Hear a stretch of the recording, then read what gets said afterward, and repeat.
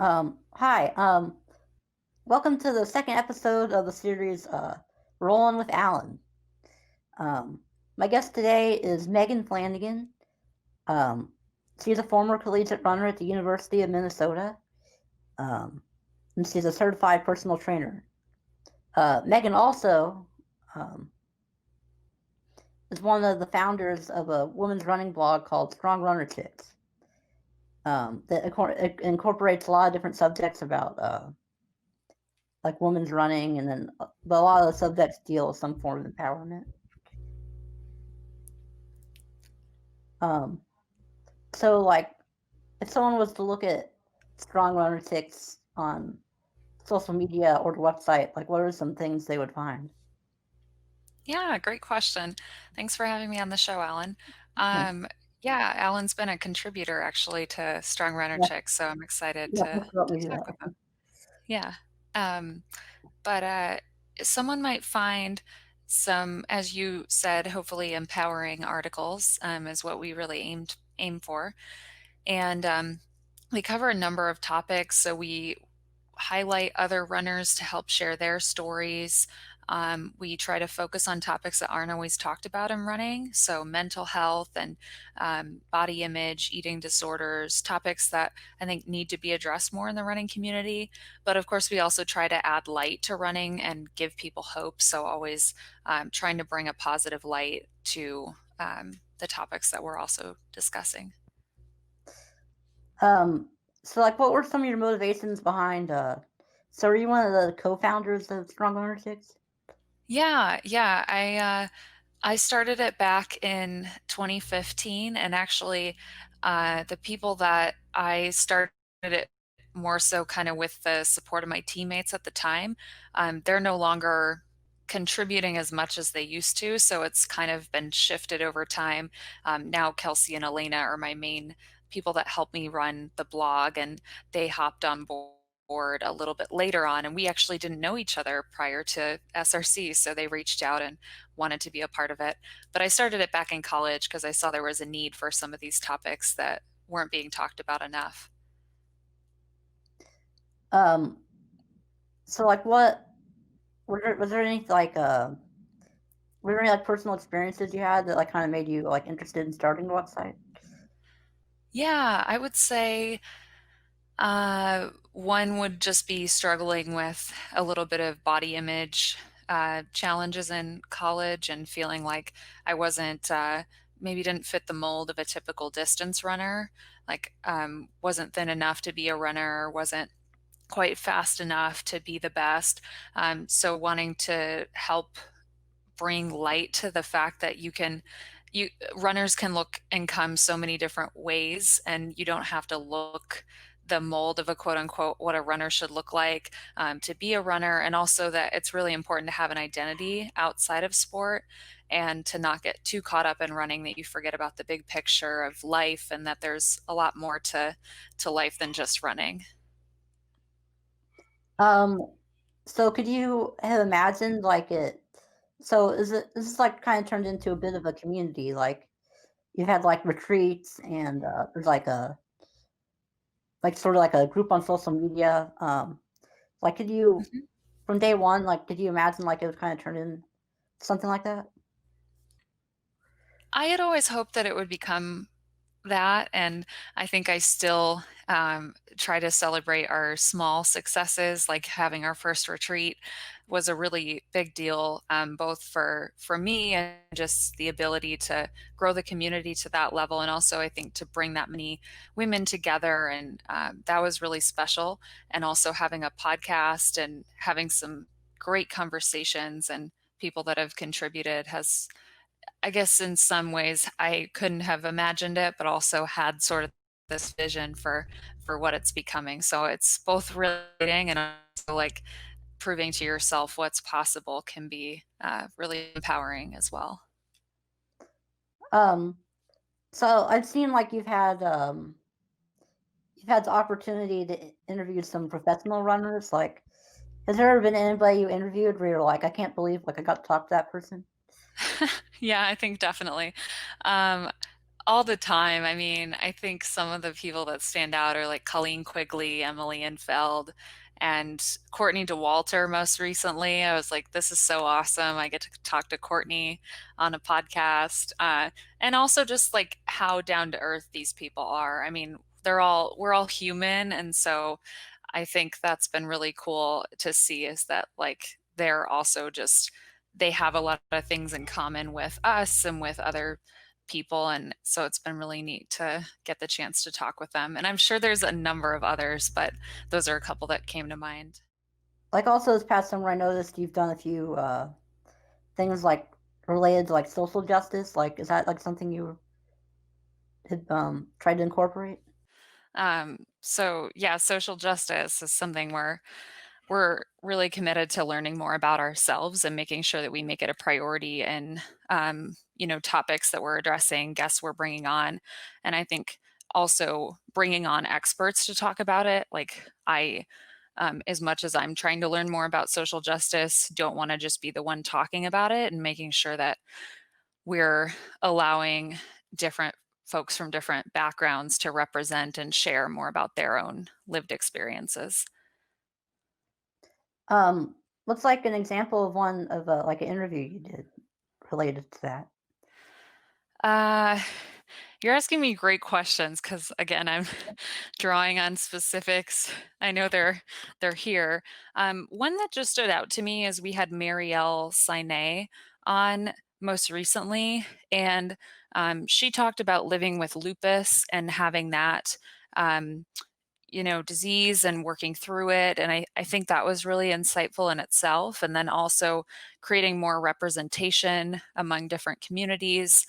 For instance, she's in Los Angeles and has a mostly brown and black running community that she's a part of, and they run through LA. And so she said in the interview, sometimes get different looks from people. And I think people just aren't used to this large of a community. So for me, that was really insightful to learn more about her experiences. And she also mentioned homelessness as a big, you know, um, I guess, problem that I recognize too with social determinants of health, and the fact that as runners, sometimes we're running through people's homes essentially on the street. And so I think that was just a great episode overall to bring light to just different backgrounds, different conditions that people live with, and how we can be more conscious as runners that um, you know, we can have a greater impact in a lot of ways and get to understand different people's experiences. Um, like how important of a topic is mental health on the website? I think mental health is super important. Again, something that we work on addressing, and also something sometimes people don't feel comfortable sharing until they're quote unquote like better in a sense, or feeling in the place that they can share, which I totally understand. But I also think that can, by sharing that someone's still struggling with mental health, it can really impact others to help them see that they're not alone in it. And it's definitely something that we try to make a priority and cover in a lot of ways. And someone that's really helped too with that, I think your coverage has been helpful of different people. And then also Adrienne Langelier, she's a licensed counselor and works a lot with athletes around mental health, and has brought a great amount of attention to body image, which has been really helpful. Um, so what would you say the audience for Strong Runner Tips is? Like, is it like any particular group of runners or? Yeah, that's another great question. I would say it's really evolved. It started off being more towards college runners and athletes, and now I would say it's a good mix of collegiate runners anywhere from the ages of 18 up to mid 30s, and it's like anyone any age is welcome to join us and tune in. But our most common kind of like podcast listenership and people that come to retreats tend to kind of fall within that sort of like transitional time in life, I think, identity finding and like coming out of college, kind of figuring things out. similar to kind of where I'm at. So I'm about 25 right now, and a lot of our listeners kind of fall within sort of the range that content creators and contributors are in. And then we have a mostly female identifying or women um, folks that take part in the community, but we're definitely open and we do have male listeners as well. So we appreciate both, being a part of the community. Um, so, like, what do you like most about doing these interviews? I would say getting like the connection I really love, both with myself and the person I'm getting to know in an interview, but also connecting them with other people in our community is something I'm really passionate about, and I love helping to make those connections. And then also the learning, I think, of someone's experience. I'm a really curious person and I love getting to know people. So hearing more about their story and then hopefully inspiring somebody else by hearing that they can relate to them and that, maybe someone ran a marathon and someone sees or hears that and thinks, wow, I could do that too. So that's kind of what I love most about it. Um, so you're like, what are some of the things you do with your own personal training? Yeah, yeah. So with personal training, I work one on one, usually, or in small groups with individuals and help them make changes in any area of their life. So if they're feeling like, well, particularly, I guess, around fitness, but I often see it help with confidence and empowerment. And so that's really exciting. I train people along the lines of runners that want to either run their first 5K or maybe run their first ultra marathon. So it can really range, which is lovely. I love having a different array of people I help. And then I also have helped people come back from injury. Of course, once they're cleared to exercise, helping them get back into it is great, and also helping people stay strong and prevent injury. So those are a couple of things that I do. So were you like thinking about getting into like a kind of like more of like a wellness thing, like wellness perspective too? Yeah, yeah, actually, thanks for mentioning that. So I just recently got my health and wellness coaching certification, and I've been kind of doing this for a while in a sense. I look at someone's whole picture, so I really consider their stress, their mental health and well-being, their whole lifestyle, right? And try and tie that into our training because it does have a big impact on our physical well-being. So when I work with someone now especially, I'm really focused on that, and that's what I'm hoping to do through wellness coaching. And what I have been doing with some of my clients is shifting, just focusing on the physical aspect of our sessions and making sure we're including the whole picture and creating more strategies to help with like overcoming obstacles that come up. So like with like COVID-19 like going on, I don't know, do you have any like general advice like for I mean anyone who might like that be struggling in some way like with the uncertainty or things like that? Yeah, yeah, I'm glad you asked. I think it's it's definitely been challenging for me personally, and I think for a lot of us we're feeling that way. And then along the lines of, all of our we're all affected a little bit differently in a sense, but are also commonalities. Like I think everyone's feeling a little bit maybe of social isolation, and whether it's like loneliness from like I live alone, so trying to make sure that we're still reaching out to people, taking time for social connection, even if it's virtual, is really important. I think getting outside and getting moving, even if it's rainy or snowy, just trying to make that a priority in some way, doing things that feel good for us. So, not always turning to food in times of stress, but also not beating ourselves up because that's likely to happen if we're just bound to our homes. So, just trying to kind of create a balance and make the best of the situation. And I think maybe that's even bringing humor into your day somehow, like watching a funny video or talking to a friend who makes you laugh. So I think it's just, yeah, it's really essential to both prioritize the topics that we need to talk more about, like mental health, but also to bring light into the situation and make sure that we're keeping ourselves going. So that's just a couple of the things that I'm working on and helping others with. Um, so with like your own running, what does that look like right now? Like what type like any are there any events you're training for or like what you do on a weekly basis or Yeah, that's a great question too.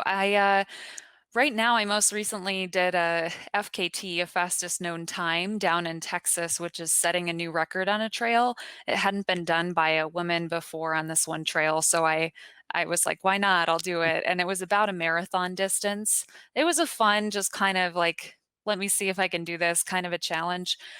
So I would say that what's keeping me going is just trying out new trails. This was the first time I was on the trail, so just kind of getting to know different areas that I can run in. A lot of more solo running than I normally would do with social distancing. And then another aspect that I'm working on now, kind of shifting gears, is developing my weaknesses a little bit more. So areas like just PT exercises, doing little things that are going to make me better in the long run and getting back into speed work actually. So that's kind of a shift that I've made with the help of my coach and started to think about, can I get my 5K time down or my 10K time? And then I know that that's going to benefit me in the long run to get that speed back a little bit more. But I also would say, kind of to anyone listening, is like, you don't have to, just because I'm doing this, right, doesn't mean you have to have a structured plan or program. Some people are finding this a great time to get into new sports like cycling or swimming or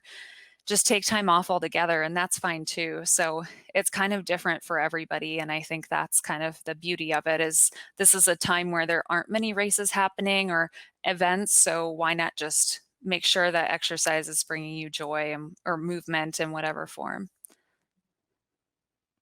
are there any like other hobbies you have? Yeah, I I kind of laugh because Strong Runner Chicks is essentially feels like my hobby. It's more of a passion project than anything. I would say I love reading, so I'm doing a lot of reading right now, nonfiction. I'm reading Katie Arnold's memoir, Running Home. She's going to be a podcast guest here soon, and I've really enjoyed that. I've gotten into cooking. I mean, I've been into cooking, but more so recently with COVID. And then I have a new puppy, so working on training him and spending some time with him has just been really nice.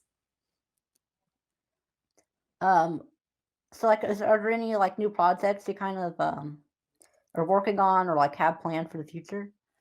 Yeah, so soon to be announced. I'm kind of someone that kind of thinks about things for a long time before Yeah. launching them, which is, sometimes a fast and a worse. So I'm thinking about some kind of group coaching program for 2021, probably just 3 to 4 months to help people prepare for a race. Going to figure out what that looks like a little bit more, so somewhere from a half marathon to a 50K distance. So that is kind of on the cards for next year and working on that. And then just continuing to provide resources to my clients and those I work with. And as far as Strong Runner Chicks, kind of holding off. We're planning a 2021 June retreat, but holding off on any potential in-person events until we kind of see what things look like with COVID next year. But those are a couple of the things coming down the line. Um, so like before I go, like what is there any closing comments you might have?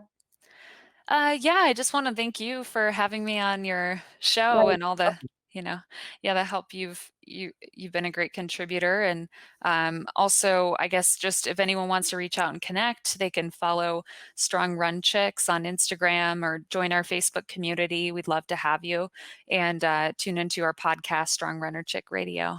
So thank you. Well, thank you, Megan. Thanks, Alan.